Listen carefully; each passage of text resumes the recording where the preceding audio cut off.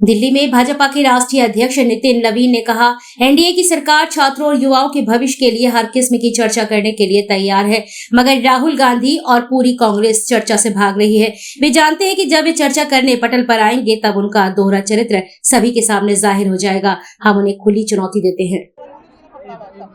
हमारी सरकार, एनडीए की सरकार पूरी तरह से छात्र और युवाओं के भविष्य के लिए हर स्तर पर चर्चा को तैयार है, पर राहुल गांधी और कांग्रेस और संपूर्ण विपक्ष चर्चा से भाग रहे हैं, क्योंकि उनको मालूम है जब वो सदन के पटल पर चर्चा करने आएंगे तो उनकी जो दोहरा चरित्र है वो जनता और युवाओं के बीच में जग जाहिर हो जाएगा। हम तो खुली चुनौती देते हैं, आइए संसद के पटल पर छात्र और युवा के विषय पर, नीट के विषय पर, हर विषय पर हम चर्चा करने को तैयार हैं। राहुल गांधी के जो राजनीतिक दृश्य रहा है भगोड़ा का, भारतीय जनता पार्टी का सांसद हर विषय पर, भारतीय जनता पार्टी और एनडीए की सरकार हर विषय पर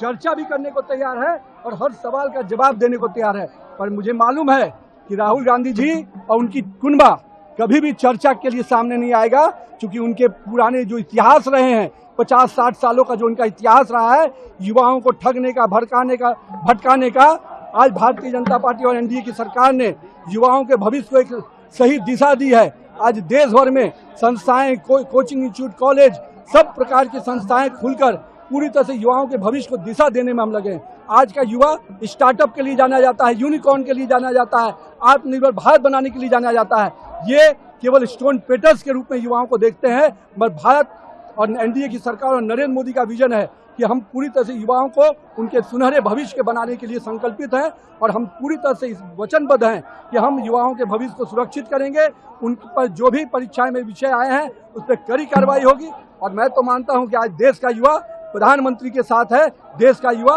पूरी तरह से छात्र प्रधानमंत्री के उस विजन के साथ है जिसमें विकसित भारत की कल्पना है।